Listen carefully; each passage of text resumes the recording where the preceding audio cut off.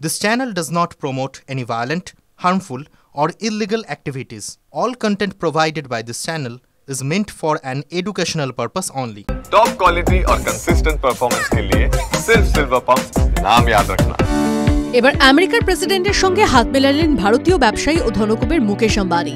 Reliance industries Donald ট্রাম্পের real estate firm the Trump অর্গানাইজেশনের সঙ্গে একটি চুক্তি করেছে, আর সেই চুক্তি অনুযায়ী মুম্বাইয়ের একটি প্রজেক্টে ট্রাম্প নাম ব্যবহারের অনুমতি নিয়েছে তারা। রিলায়েন্স ইন্ডাস্ট্রিজের অধীনস্থ সংস্থা রিলায়েন্স 4IR রিয়েলিটি ডেভেলপমেন্ট এই লাইসেন্স নেওয়ার জন্য প্রায় $10 মিলিয়ন চুক্তি করেছে।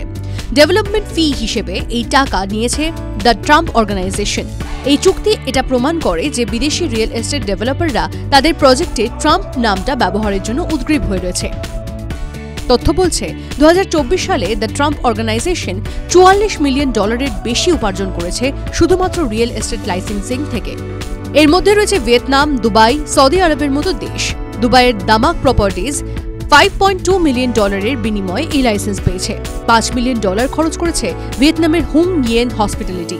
উল্লেখ্য, আমেরিকার প্রেসিডেন্ট হিসেবে যখন দায়িত্ব গ্রহণ করেছিলেন ট্রাম্প, তখন সেখানে গিয়েছিলেন মুকেশ আম্বানি। এছাড়াও কাতারের আমিরের প্রয়োজন করার নৈশভোজের অনুষ্ঠানে উপস্থিত ছিলেন তিনি। TV9 Bangla digital.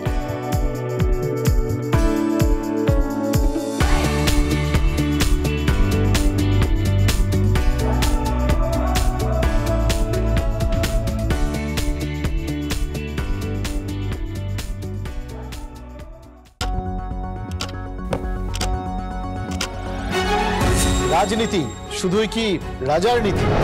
রাজা উজিরের চোখে নয়, আপনার আমার চোখে সমাজের ছবি। কঠিন কথা সহজভাবে না বললেই নয়।